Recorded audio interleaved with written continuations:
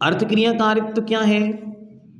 तो कहते हैं, श्लोक वार्तिक में उसकी परिभाषा लिखते हुए कहते हैं, वस्तु सामान्य अथवा गुण और पर्याय रूप से दिखाई देती है तथा पूर्व पर्याय का परिहार मतलब नाश और स्थिति धौव्य रूप परिणमन से अर्थ क्रिया की उत्पत्ति होती है। जो वस्तु में उत्पाद व्यय है वही उसकी अर्थ क्रिया है।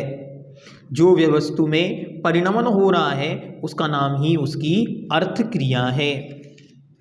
उत्पाद व्यय और धौव्य रूप लक्षण त्रय का अभाव होने के कारण अवस्तु स्वरूप जो ज्ञान में परिच्छित्ति रूप अर्थ क्रिया का अभाव है।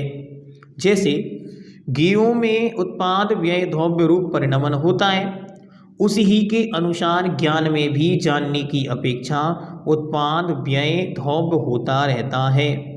जो पर्याय प्रतिक्षण उत्पन्न होती हैं उस पर्याय को ज्ञान सद्भाव रूप से जानता है, और जो उत्पन्न होकर विनष्ट हो चुकी हैं या अनुत्पन्न हैं उनको अभाव रूप से जानता है। अन्यथा ज्ञेयों के अनुकूल ज्ञान में परिणमन नहीं बन सकता। जो वस्तु अनेकांत रूप है वही नियम से कार्यकारी है, क्योंकि लोक में बहुत धर्म युक्त पदार्थ ही कार्यकारी देखा जाता है। एकांत रूप द्रव्य लेश मात्र भी कार्यकारी नहीं होता। सबसे अच्छी चीज अर्थ क्रिया कारित्व का अर्थ बना लें करने वाली। कोई भी वस्तु है वो कुछ करेगी या करने वाली होगी या करने लायक होगी तब तो उसकी चर्चा होगी, काम होगा। जब उससे कुछ भी करना संभव नहीं होगा तो उसका कोई मतलब नहीं निकलेगा। एकांत रूप से द्रव्य लेश मात्र भी कार्य नहीं करता, और जो कार्य नहीं करता उसको द्रव्य कैसे कहा जाए? कार्य नहीं करता अर्थात किंचित भी प्रयोजनवान नहीं है, और जिसका कोई प्रयोजन नहीं है उसका कोई मतलब नहीं है। प्रयोजन निष्पत्ति को अर्थ क्रिया कहते हैं। हर क्रिया की एक अर्थ क्रिया होती है। अर्थ क्रिया का मतलब है उसका प्रयोजन।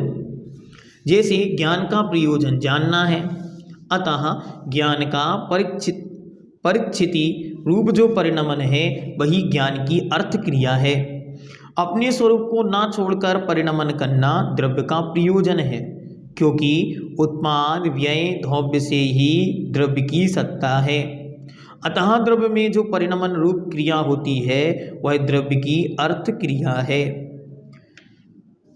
अर्थ क्रिया कारित्व का अर्थ है जिस पदार्थ को जिस रूप से होना है उस रूप से उसका कार्य भी होना। जैसे जल को जल रूप जानना। यहाँ जल में स्नान अवगाहन आदि क्रियाएं होती हैं। यह जल का अर्थ क्रिया कारित्व है।